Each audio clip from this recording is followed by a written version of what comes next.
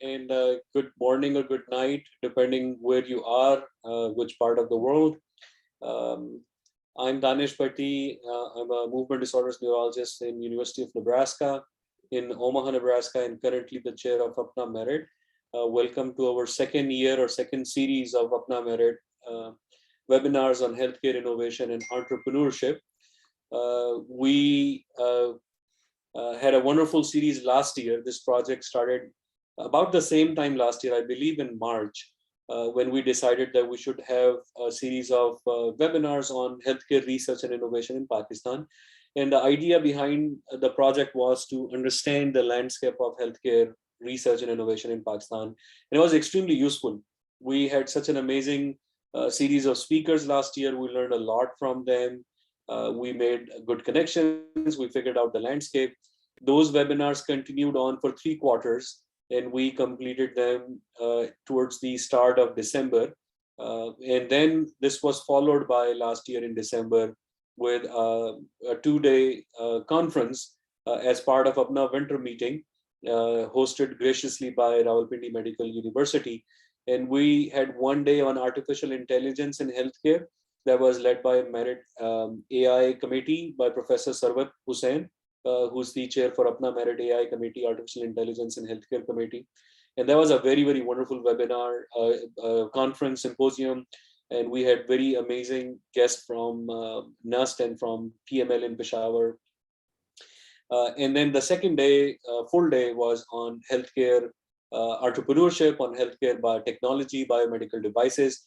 And there was again a very, very amazing program where we had very giants of healthcare technology and entrepreneurship in Pakistan join us for all these sessions in RMU in person.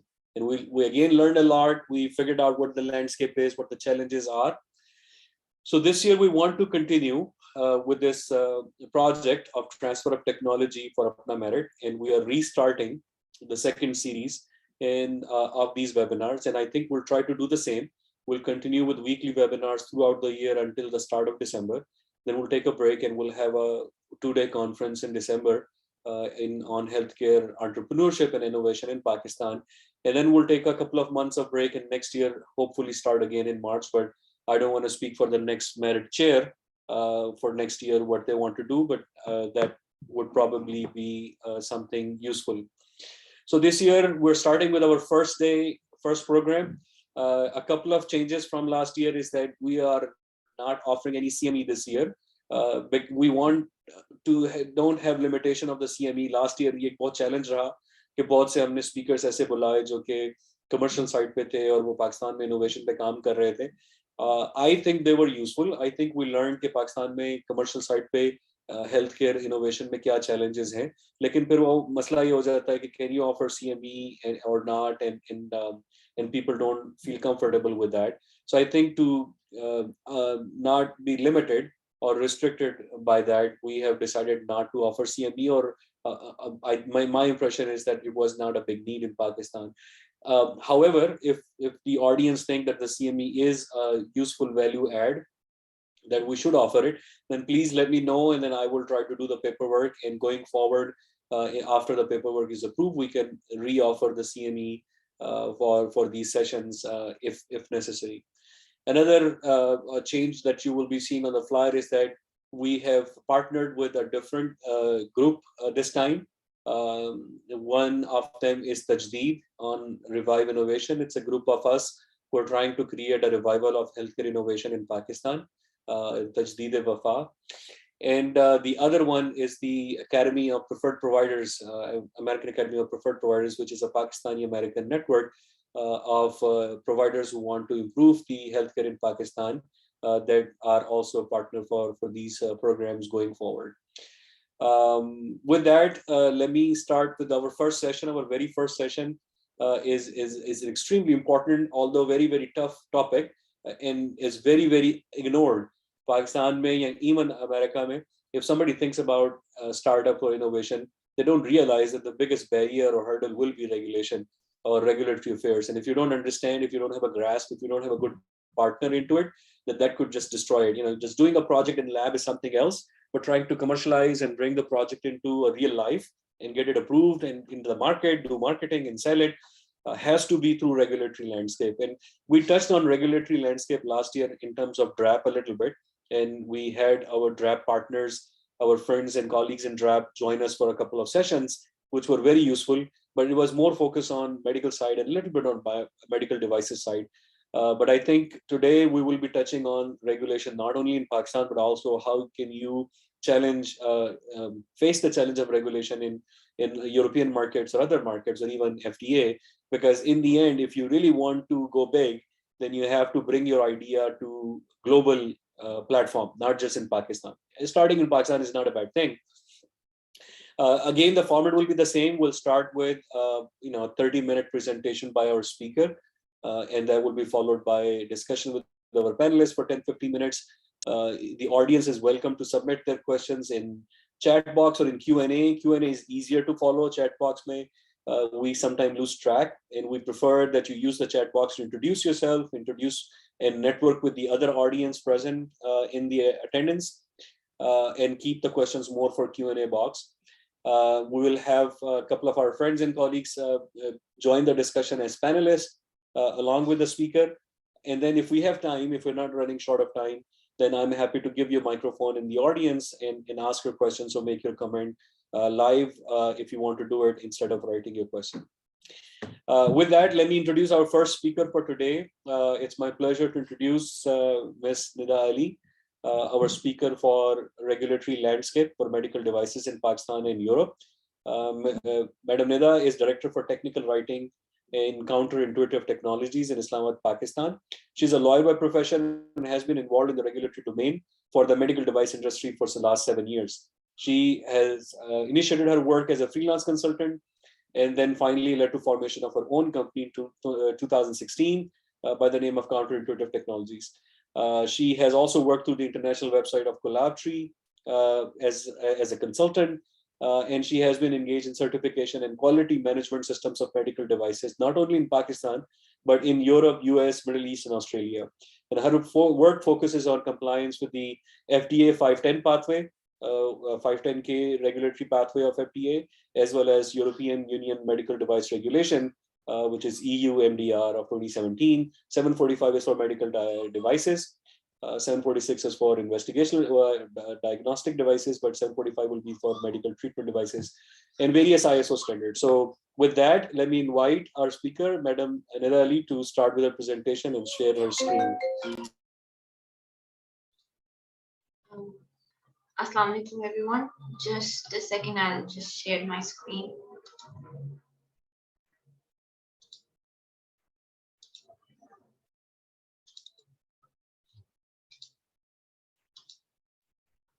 So, Bismillah ar-Rahman ar-Rahim. Assalamu alaikum, everyone. As Danish Saab just introduced, my name is Nida Ali. I am the Managing Director at Counterintuitive Technologies here in Pakistan. Though I am a lawyer by profession, my interest in medical devices led me to pursue biomedical engineering, and then following that, I started working for the medical device industry with the aspect of their regulatory affairs. As we saw in the introduction as well, Danish Saab said that it is a very ignored section, but it is a very important part of the medical devices. And it not only affects the manufacturers, but it affects the end users as well. End users being you primarily the doctors and the patients. So I started the work in 2014 and 15, and seeing the scope of work, I formed my own company by the name of Counterintuitive Technologies in 2016. We started work with our first clients, which were Germans, and then it expanded towards the Middle East, the other European countries, and then to US, Australia, and now in Southeast Asia as well. We are working through Collabtree as well. We are there We've been featured on their page as well, and have recently written an essential requirement checklist blog for them. You can see that as well. It is evident on their website, and the link to that blog is also available on the slides at the bottom of the slide.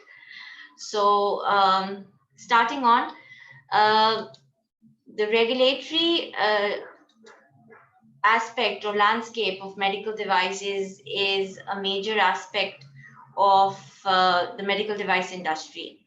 Regulatory strategies are very important for establishing the medical devices that are in the market.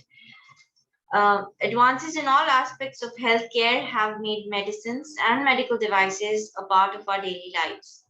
Medical devices now go hand in hand with drugs for sustaining a healthy life as well as preservation of life. Currently, more than 2 million types of different medical devices, softwares, and in vivo, in vitro devices are available on the market.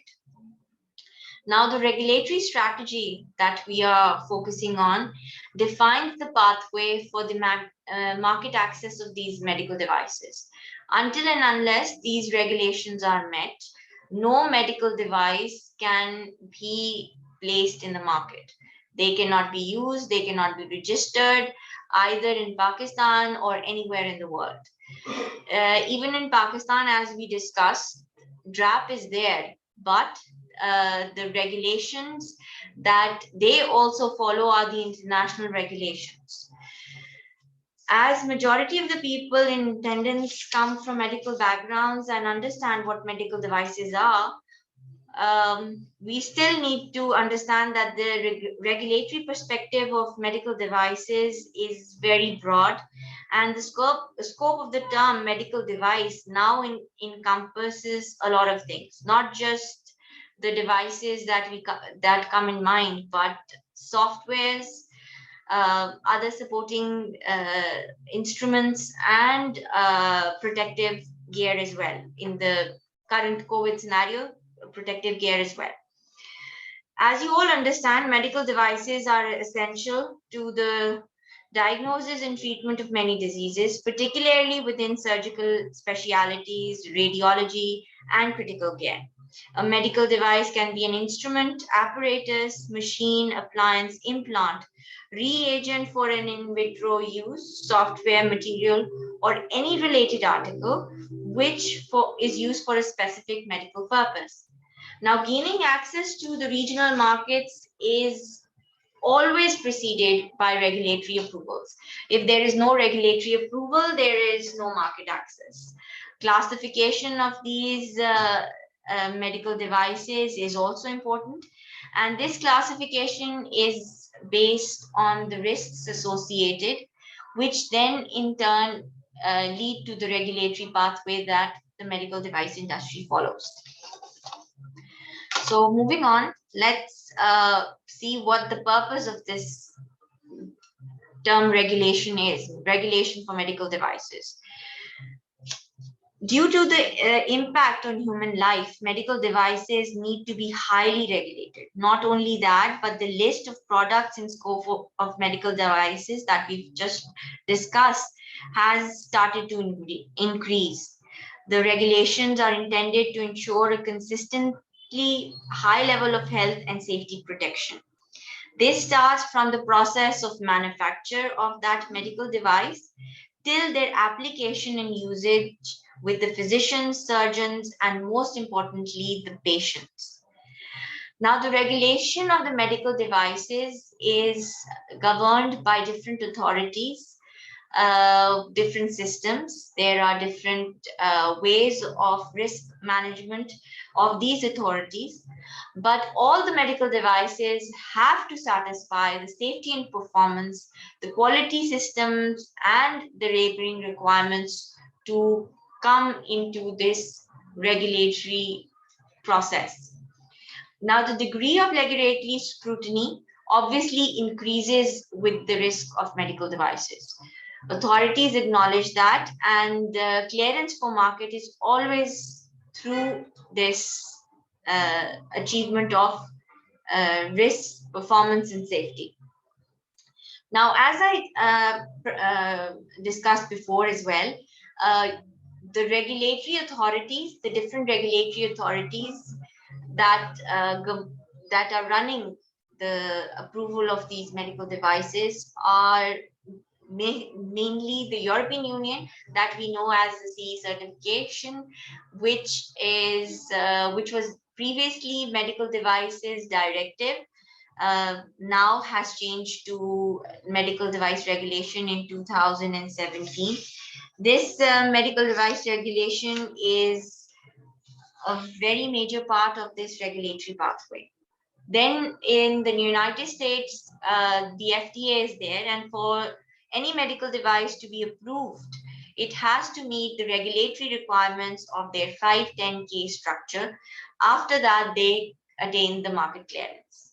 In Australia, there is the RTG.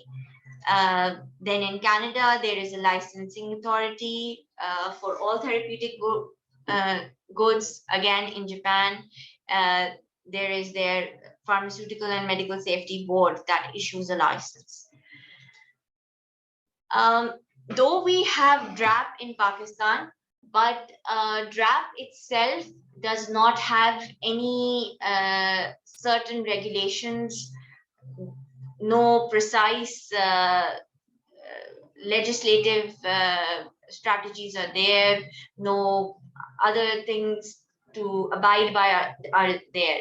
They either implement the FDA framework or the European framework. Both are acceptable to them, but primarily I think the Pakistani landscape is governed by the European Union legislation regarding medical devices. So we follow the European Union regulatory pathway in Pakistan, which is acceptable to DRAP. Now, coming to the implementation of this regulatory system. This regulatory system is an assurance for safety and effectiveness of a medical device. This safety and effectiveness starts from the developing stage, the point where we start designing a medical device. That is the initiating point of this regulatory pathway. The design has to be focused on the safety, the effectiveness, and in the end, the overall positive effect that it has on the outcomes that we are assessing. The regulation of medical devices is rapidly evolving because of the complications in the technicalities of our current developing medical devices. All devices carry a certain degree of risk and can cause problems in specific circumstances.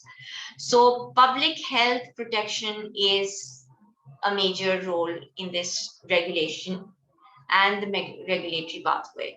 We ensure compliance to the safety and performance through this. We identify and monitor the significance of any kind of adverse events that can be there. And when the manufacturing process starts, the detection and correction of problems is there, because validation and verification is supposed to be achieved at each and every level of manufacture. Then when the device itself is complete, the regulations require that all the documentary evidence for the implementation of this regulatory system must be provided. Then only can that device achieve the regulatory approval to be placed in the market. So from the manufacturer to the doctor to the patient, there is a whole cycle of medical device regulation that controls this landscape that we are discussing for medical devices. Now, the regulatory bodies in the world that are governing this regulatory pathway, as we said before, in the US is the FDA. In Europe, the EU MDR is there for CE certification. Previously, this was actually the previous standard, which is the medical device directive, is still there, but there's a transition period till 2024. They can medical device manufacturers can attain their certification, their CE certification, till 2024 on MDD, which is a medical device directive. But as of 2020, they will have to have the medical device directive 2017 with 745 and the standard for IVDRs, in vitro medical devices as well, which is 2017/746. Then in the UK, there's MHRA, and in Australia, the TGA, and in Pakistan, DRAP. Now, DRAP and TGA both follow the European standard. The TGA to some extent accepts the FDA approval as well, the FDA regulations, but mostly they abide by the European Union MDR or MDT requirements. Pakistan also 95% of all medical devices placed in Pakistan have to have compliance with the European Union regulations. No independent regulations actually are there. Work is in progress at the moment, but we are at the moment all focused on the European regulations for medical devices. Here we've mapped down the percentage share of this regulatory pathway that we're discussing. The CE mark, which is the European Union regulation, it controls 75 to 80% of the medical devices. The FDA has about 10 to 15% of the market share. In Pakistan, DRAP is 7%. You will see that very few medical devices are registered with DRAP, and its control on the regulation of the manufacturers and the vendors is not as much as it should be. And then we do have TGA approved products in Pakistan as well, but they're very few, a minimum of about, I guess, 2 to 5%, but not more than that. Moving on, the regulatory pathway that we're talking about, the European Union. Let's discuss that, which is basically an important element of medical devices in all over the world at the moment. We are working for clients in the US. We are working for clients in the Middle East. We're working for people in the Far East.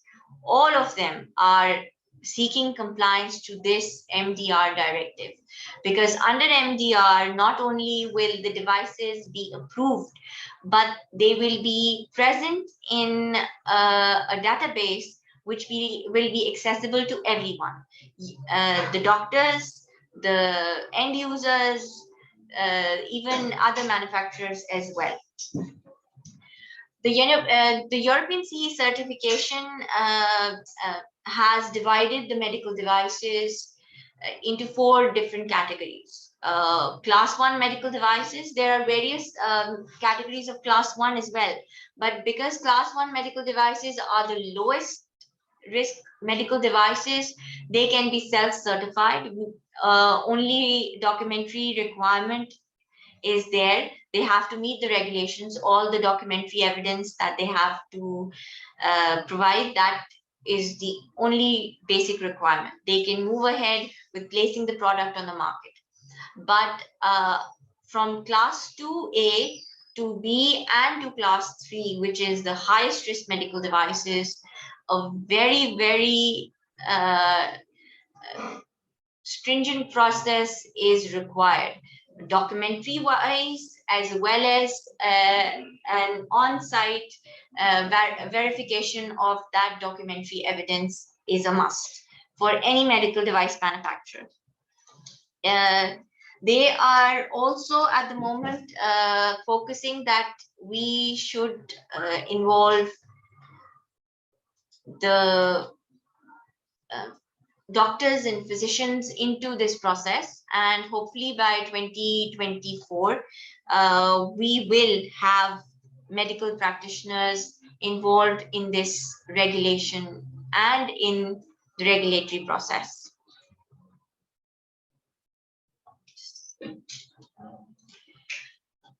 So most companies that are applying for the medical device regulatory pathway need to comply with all the international standards, the ISO standards that comply with this medical device, whichever medical device that that is under question. They need to have compliance to the ISO standards that govern that medical device. There is a clinical evaluation procedure involved. There's a post-market surveillance process that is there. For medium to high risk medical devices, a post-market clinical follow-up is a must. Not just a plan, but a continuous monitoring of that post-market clinical follow-up is necessary. Arrangements with suppliers about notified bodies is important. Now, notified bodies, please note, are the certifying authorities under the European Union that provide the certification for this MDR that we are discussing. The notified body is responsible for the scrutiny of all the documentation. The documentation is the technical file, the design dossier, the clinical reports that are gathered to establish clinical acceptance and biological acceptance as well.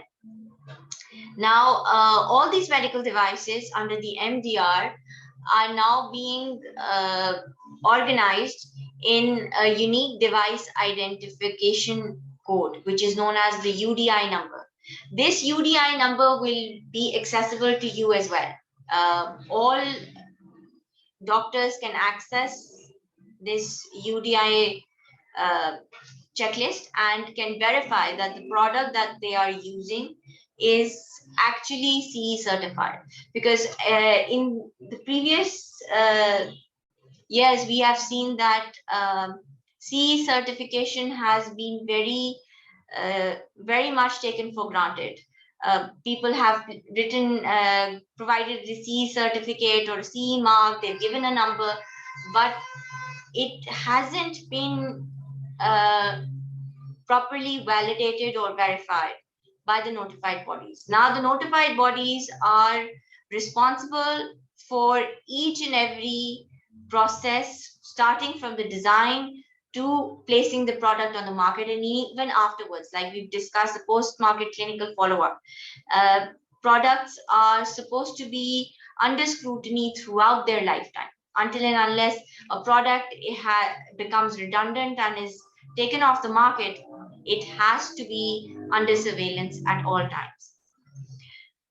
The products that have been there in the market, the legacy products that we call, they have been certified but are in a transitioning period and are transiting from that previous standard to the new standard and are updating their systems. The previous standard was very basic. The new standard requires, like in the beginning we discussed, Danish Saab made a few comments that all of this has been taken for granted, that a medical device can be designed, manufactured, and then placed on the market.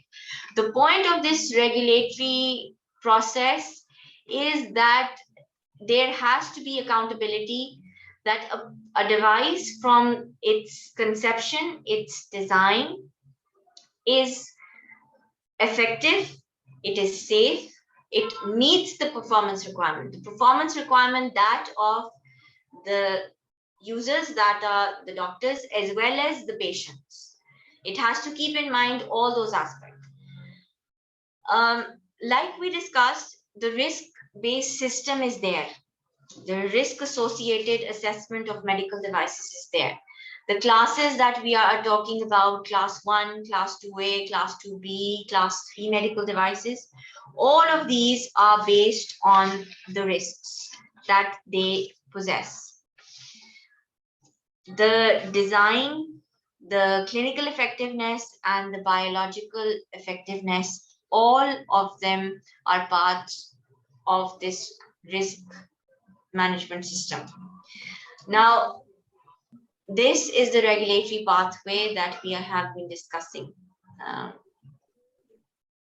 The regulatory pathway, though it starts from the design of the product, but when we have designed the product, it is essential for us to identify the scope of that product, define its class, its risk assessment has to be done, and from then onwards, we try and map down the pathway under the MPR.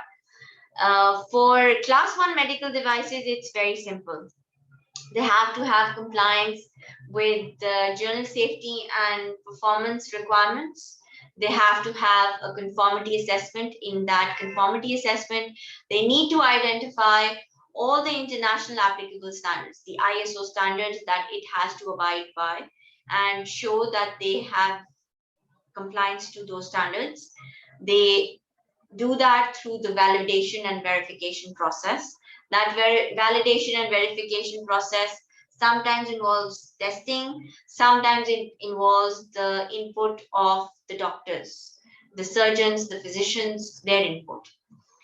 And after that, we have to have a quality assurance plan in place. This quality assurance plan, which is known as the QMS system, the quality management system, it is two-part. One is the planning of that quality management, which is again from the stage of designing to the part where we place that product on the market. And then the overall quality management itself, where we document all the steps taken to assure that quality management that we planned on. Then we come on to the traceability. The UDI codes that we discussed before, these are the codes, these are the essential points of traceability. This traceability will be very evident to everyone involved. It will be an open access traceability. It is already there. The UDI system is in place. Many have already shifted to it. Many are shifting towards it, but it is there. Then to achieve this traceability, we have the post-market surveillance. This post-market surveillance is a product. It's a product of post-market clinical follow-up. It is a product of the clinical feedback that we get from the doctors and the feedback that we get from the patients themselves, and the vigilance system, which is very much crucial, because any device, if even 1% failure occurs, has to be reported. And this is there in the vigilance system. This vigilance system is a part not just of the European Union. This vigilance system is a part of the FDA as well. It is a part of all the Asian authorities. It is a part of all the Australian authorities as well. The vigilance system is integrated. All of the international manufacturers are liable to put up any adverse event that occurs on this system. Then we move on to the clinical evidence part. Now, this is very interesting is because it involves the physicians, the doctors, majority of it involves doctors. The clinical evidence that is there for medical devices has two routes that can be followed. One route is that we proceed with the clinical trials of the device, or the other is that if it is a device that is there on the market, the design is there on the market, the usage has been there on the market, we gather all the clinical evidence. This clinical evidence is also that which has been published by medical healthcare professionals and by biomedical engineers.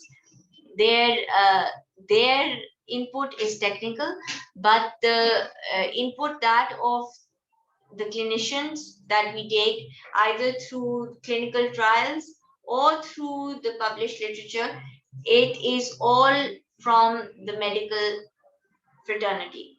They provide their feedback. We collect all that feedback, the previously published feedback, the current published feedback, and in cases where we've done any clinical research, we gather all that data, we correlate it to the regulations that are there in the MDR or the MDD, and we present it in the form of a clinical evaluation report. This clinical evaluation report that we're discussing is a technical, biological, and a clinical compilation of all the published data, of all the research data that the manufacturer has gathered. So this clinical evaluation part that we're talking of is one of the most important aspects for medical devices now. This is the major feature which is going to ensure that a medical device is safe and effective for its use. The point of contention or the point of concern that has always been there regarding medical devices, this issue is what is being addressed in the clinical evaluation reports. Now, the clinical evaluation report that we are discussing is also applicable on the IVDRs, the in vitro medical devices as well. Though there is not much data, we are forced to have clinical trials for most of them. But as this data is being published and as manufacturers have till 2024, they are in the process of gathering all this clinical evidence so that they can show compliance to MDR and have more and more of this data accessible to others as well. So in the case of IVDRs, we're a little limited when it comes to clinical evidence, but for medical devices, other medical devices in question, we have a lot of published data.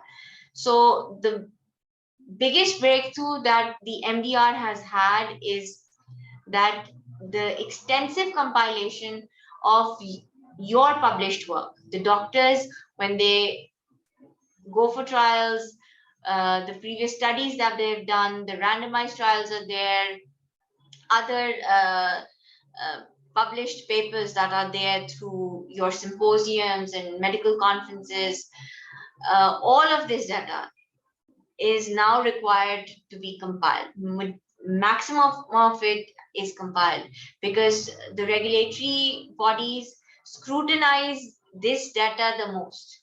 Compliance to all other affairs has always been there, but this clinical compliance that we're talking about is a feature that has emerged in the last 2-3 years.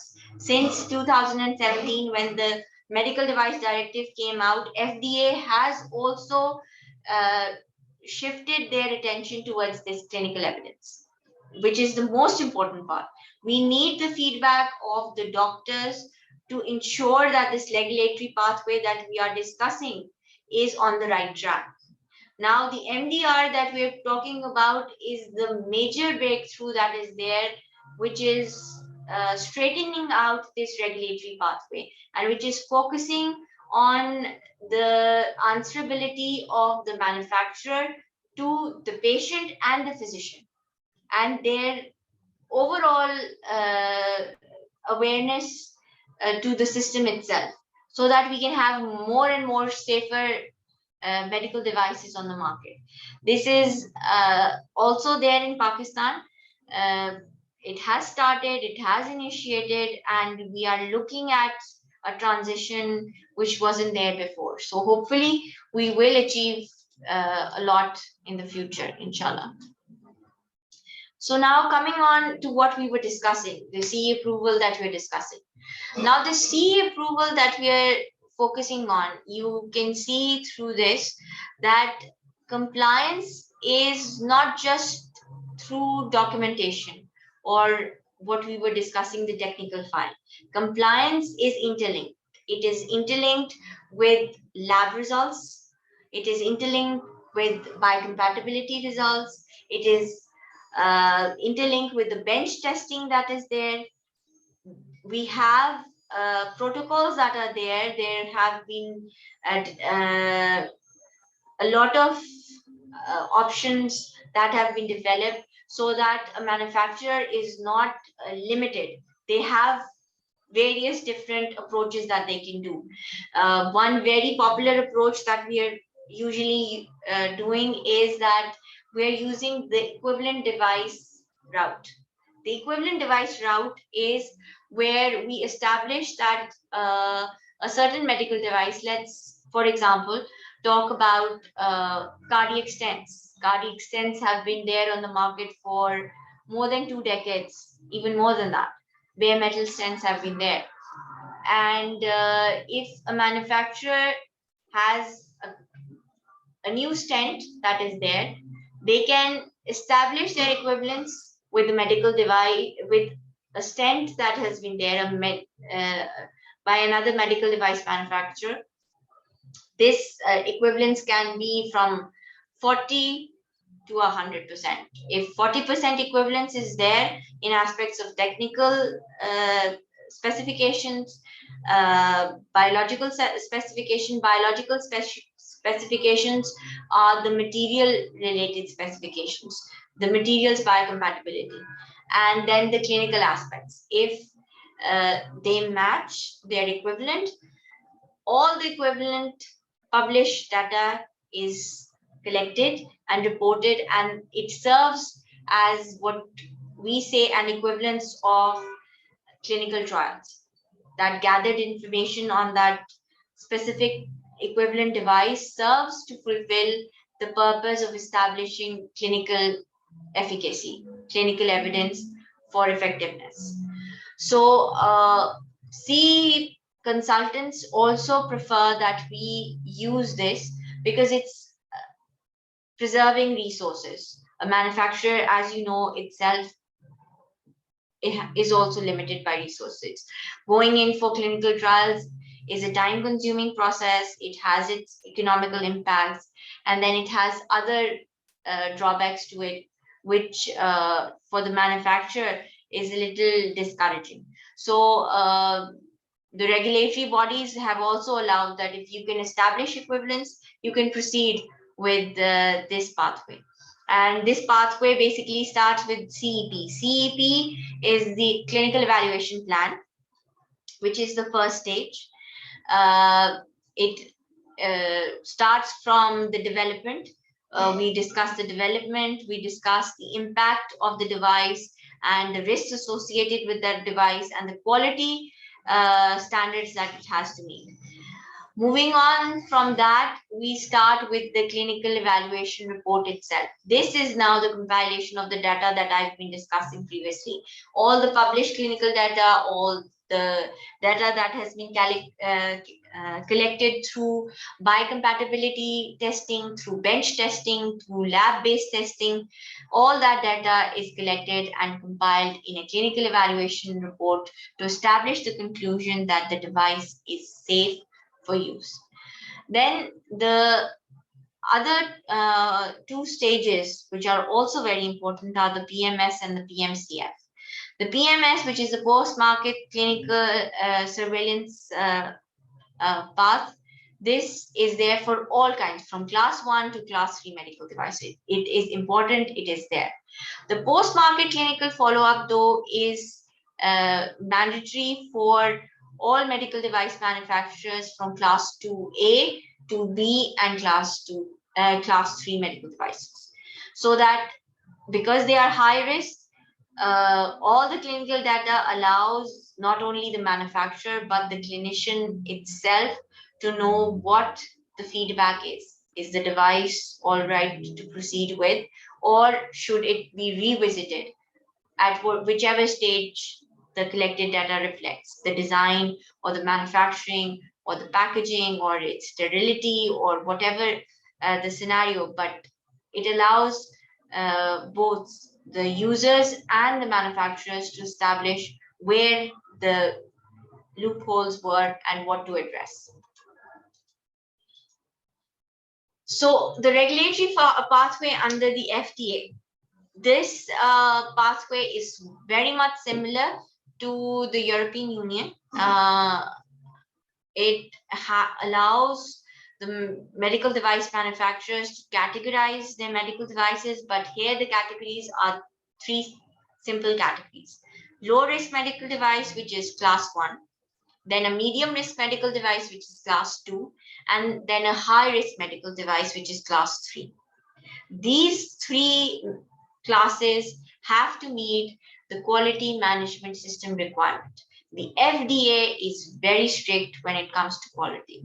Like what we've seen that the European Union has shifted to this risk assessment and to the quality. It was there before, but the severity wasn't there. The severity has now been achieved. But FDA has always been very, very stringent when it comes to compliance with quality requirements and with mitigation of all associated risks. Now, in the case of innovative devices, most of the innovative devices that we see, innovative devices at the moment encompasses all those devices which have any kind of novel feature. It can be a pre-established device, but if it has a novel feature, it has something which hasn't been there before, it has been introduced. For such manufacturers, it is very important that they go for clinical trials. FDA will not accept anything less than that. They require that you establish their effectiveness with the support of the doctors. You have to establish through clinical studies, through clinical research, that the device is effective. So here in the FDA, the input of the end users, which is the clinicians, the physicians, the surgeons, and to some extent the patient, is very important. This regulatory pathway that we follow, the 510K structure that I'm talking about, this 510K structure is also a charter for all medical device manufacturers. It's a charter that explains what they need to achieve. What they need to achieve in the pre-market phase, which is design and manufacture, and then during the establishment of the market of that device, and then after placing that product on the market, what they need to achieve. For class 3 medical devices,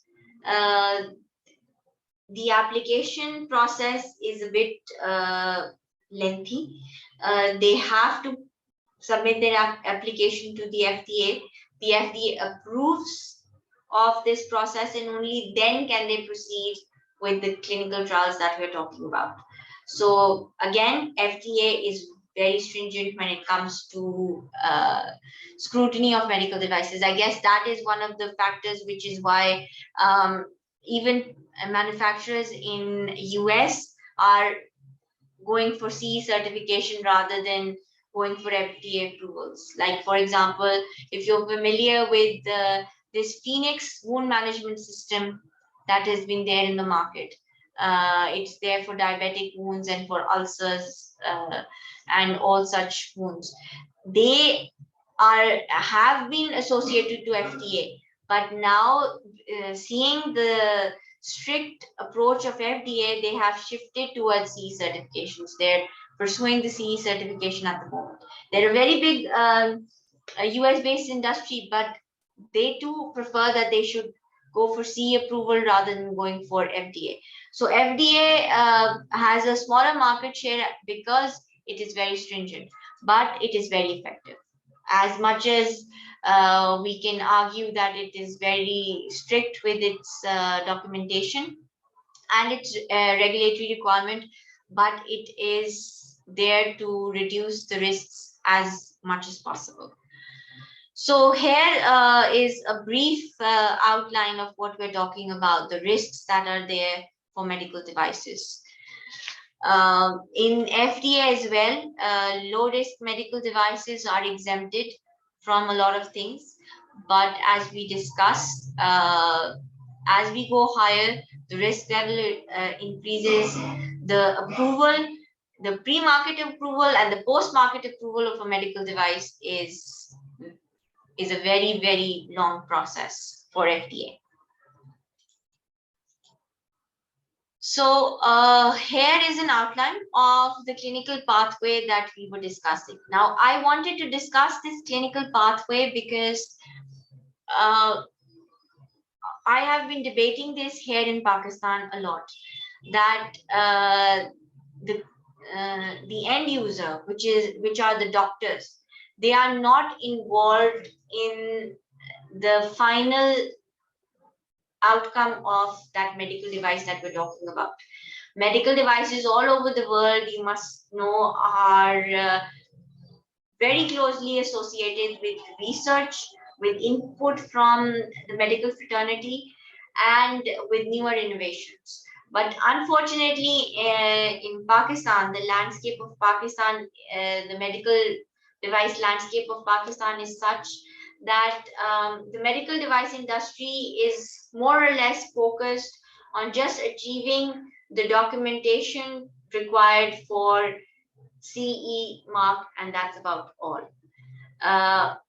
We have started this change and we are taking one step at a time, but this clinical evaluation pathway under the MDR is the most effective way of changing the scenario of medical device industry. The medical device industry has to focus on this clinical pathway. Just collection of data isn't sufficient enough. For medical devices, as we discussed, there is the evaluation of relevant scientific literature that is there. There is demonstration of equivalence. If there is no demonstration of equivalence, you can go for clinical trials. But if adequate amount of data is available, you can compile that. But under the MDR, it is very important to note that this compilation of data must be at one point or the other endorsed by a doctor. A relevant doctor in the field has to endorse, has to approve this clinical evaluation report that we've been discussing. They have to approve that all the literature that we've mentioned is relevant, is actually relevant, and it is sufficient enough to prove the effectiveness and safety of the medical device in question. So now under the MDR, we make sure that each clinical evaluation that we do, we involve a person from the medical fraternity, which is relevant to the medical device that we are discussing. If, for example, like stents that we've discussed, a cardiologist has to be on board. He has to review all the clinical data that we have compiled and endorse that the effectiveness and safety that we are demonstrating through all of this is actually there. For the case of ventilators, we've involved pulmonologists, we've involved critical care physicians, we've involved anesthetists in it, so that we can have a whole point of view of all these physicians to make out a conclusion of this clinical evaluation report. Madam Nida, we're short on time. If you could kindly Yeah, but we're actually almost done. The clinical evaluation part was the main feature. We've discussed all these points. The 510K and the clinical stages that we've discussed, the appraisal of the data that is there, appraisal by the medical physicians, and establishing the state of the art. That all this that you see, all of this is being achieved by compiling all the clinical data that we are discussing and then getting it reviewed by one of the people from the medical fraternity. One element that I would like to discuss before we move on to the conclusion is the ISO 10993 standard. This is the biocompatibility standard that is there. This biocompatibility that we're talking about is very essential. It is the biocompatibility of all the materials that are involved in the medical device. If you establish this biocompatibility, only then can you move on to the clinical evaluation that we were talking about. This biocompatibility is attained again either through testing, through certified labs, or through collecting biocompatibility data regarding a material that is published. This published literature is openly available online. It can be purchased, it can be gathered and attached to establish the biocompatibility. These are the biocompatibility endpoints that are there, and establishing all these endpoints through the biocompatibility report achieves this biocompatibility that we're talking about.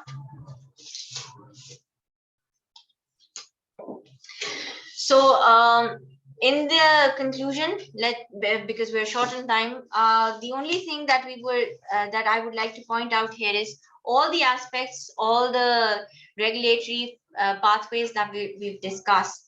This is the only drawback that is there here in Pakistan, especially in the Sialkot medical device industry. We are trying to achieve compliance through what we've just discussed, but it is hardly there. And I hope that the awareness that we're trying to create through all of this leads to the betterment of the regulatory scope here in Pakistan, especially in Sialkot. So we're open to discussion. Thank you, Madam Nida. I think we can stop screen sharing. So a couple of house cleaning rules before I invite our panelists. We will be issuing a certificate of participation for this and all the webinars in future. For now, we don't have any CME approval for these, so it will be non-CME certificate of participation. We have everybody's email, we have everybody's attendance. Zoom automatically does that for us. So we will be reaching out to you for the next steps on how to receive your certificate of attendance or participation. If you thought DRAP didn't do much, you now probably have some idea कि DRAP के पास कितना काम है और burden कितना है. हमारे DRAP के friend Dr. Baidullah भी हैं, वो उसको बाद में मज़ीद highlight कर सकते हैं. I want to remind everyone that हमारे सारे webinars are recorded and available on our YouTube channel of APPNA MERIT. All the webinars from last year are there, and this year's webinar.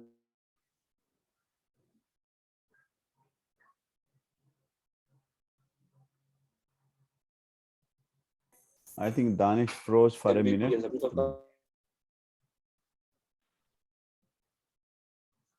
And I again remind everyone to put your question in a Q&A box and raise your hand if you want to take microphone once we're done with our panelist comment. Let me quickly invite Dr. Shahid Rafiq first because he has to leave on time. So Dr. Shahid Rafiq is a co-chair for APPNA MERIT and actively involved with some of these medical device ideas and healthcare innovation, including Tajdeed, Revive Innovation with us. So Shahid bhai, over to you before you leave. Assalamu alaikum. Thank you, Danish.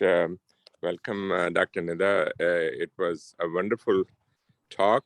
As Danish has alluded to in the beginning, this is our, in a way, second leg of the journey that we started last year, to really connect with people who are doing an excellent job in healthcare innovations in Pakistan and outside Pakistan.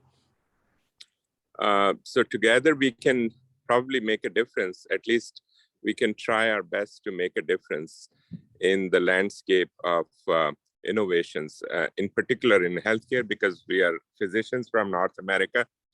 And we would love to connect with anyone who is doing a similar job or thinking about doing a similar job, whether they are innovators, scientists, even, investors and like regulators and other people, so that we can come together on one platform. So basically my message is this: I enjoyed the lecture.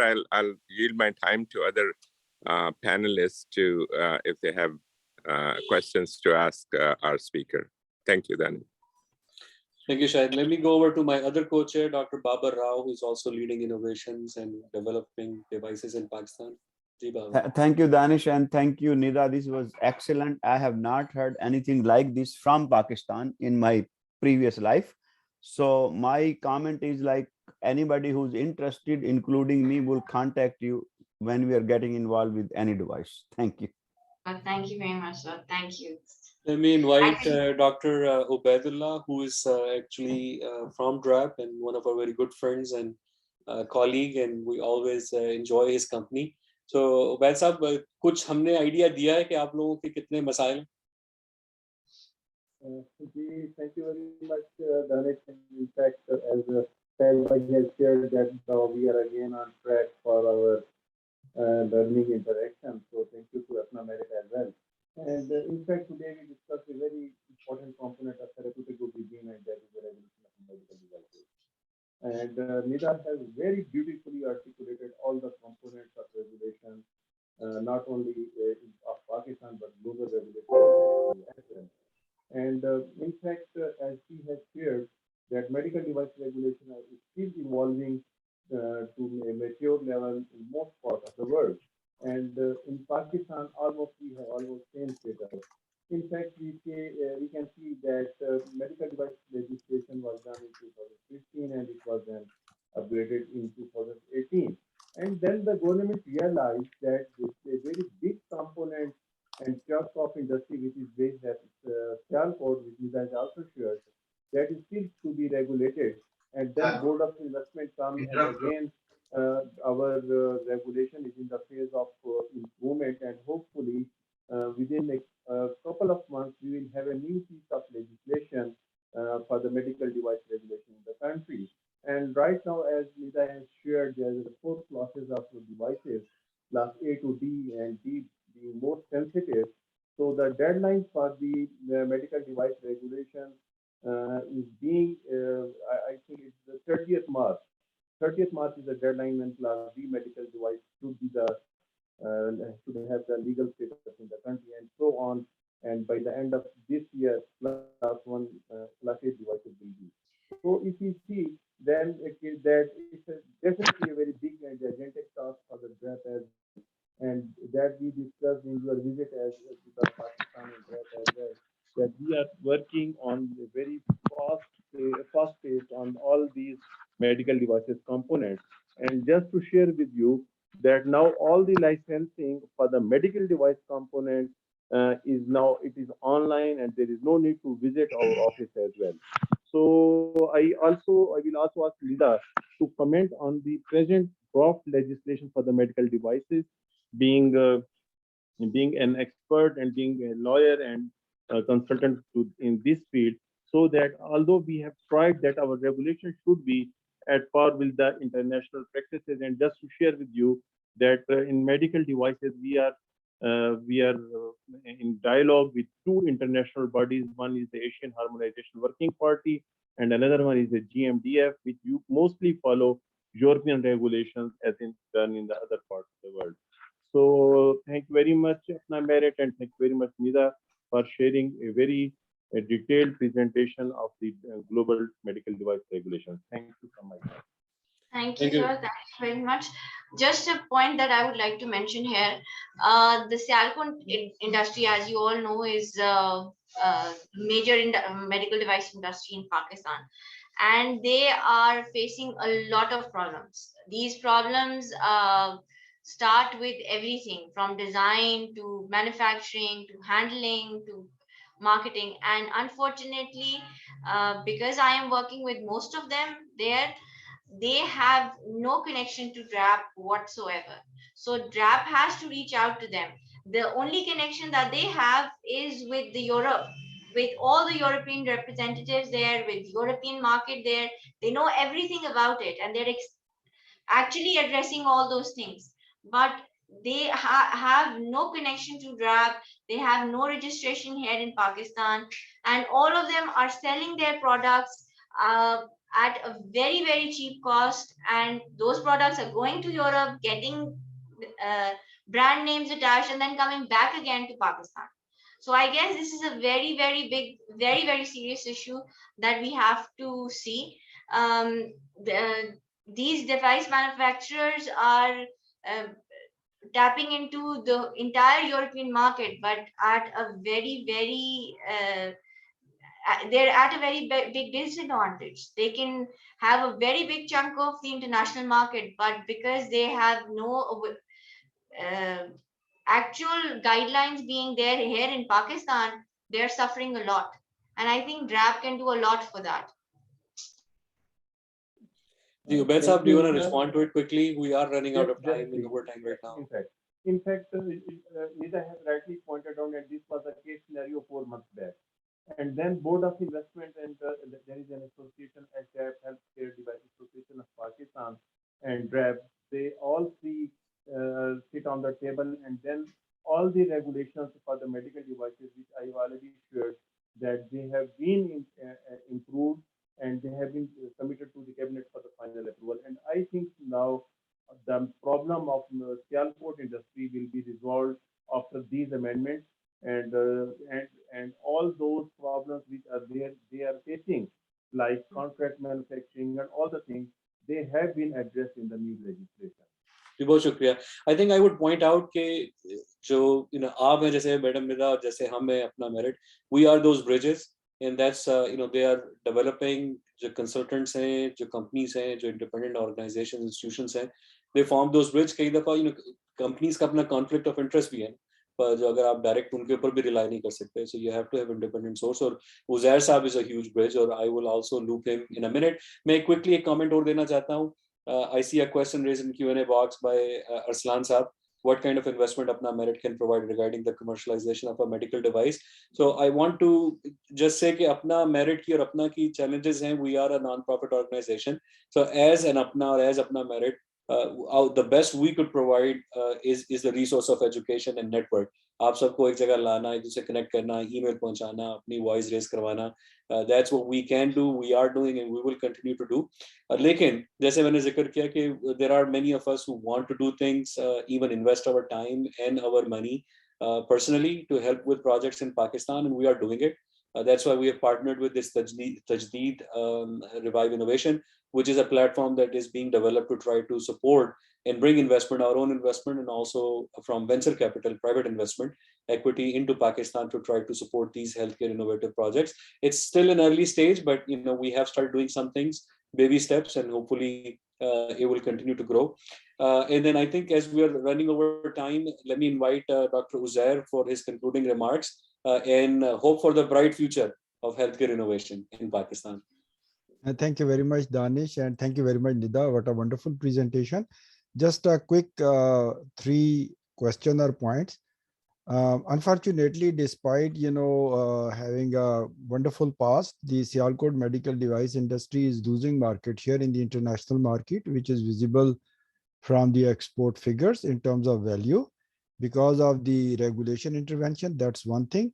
My second question to you is, now, as you know, that the new medication, particularly the biotech product, these are the combo products. So there is a treatment, and then there is a device really to monitor the pharmacogenomics. So there is going to be a big opportunity in terms of regulation, clinical trials in these, combined products. So the big industry player like the Roche, Johnson & Johnson, and many more, they are entering into it. So that is really, but the most important thing is still we do not have much information about the dimension of medical device industry in Pakistan. Somebody should map it. There are patchwork paper here and there, but there is no conclusive figure. If you ask for anything, maybe we have someone from the Johnson & Johnson that they may be collecting some data, or some other medical device companies, but they may only mapping the data of their own market segment, but overall there is no such information available. So that will be very worthwhile if you can, because you're providing support to a lot of people, that you can collect that data, and that's very helpful for decision making. So I'm not going to take much of the time because we are already running short of time. So thank you very much to all of you. What a wonderful day, what a wonderful presentation. And there is a heavy participation. Nida, once again, thank you. And mostly thankful to all the participants. I see a lot of new participants who has joined today. I think that's the interest of the topic. So thank you very much to all of you. And Danish, I think with this, we may conclude the session for today. Thank you, Dr. Zaid. Dr. Nida, if you can share your contact, if somebody wants to reach out for further advice, Yes. or have I'll share consultation with you. I'll share that in the comment box here. Is that fine, or would you Yes. like? Yeah, So, I'll yeah, share उसमें that on share the कर दो. comment box. Just one small point that I would like to address here is the Salcode industry is trying to recuperate. We have been able to do a lot of regulatory reframing of the medical device industry there. They are working into it, and hopefully we will be able to get a lot of them up, and inshallah ta'ala they'll be associated with RAB also, like Dr. Abed just said. But at the moment we are just focused on their getting a lot of things approved with regards to international harmonized standards as well as the MDR. So hopefully we're on the right track, and inshallah ta'ala we hope that a lot of this is going to go into the right direction. Thank you, everyone. So Dr. Nida's contact will be in the chat box. You can also write to us on appnamerit@gmail.com. And thank you for staying over time. I appreciate everybody's time, and I really appreciate Dr. Nida and all the regulators coming out and joining us. And hope to see you again in the next sessions. Thank you. Assalamu alaikum, everyone. Allah Hafiz.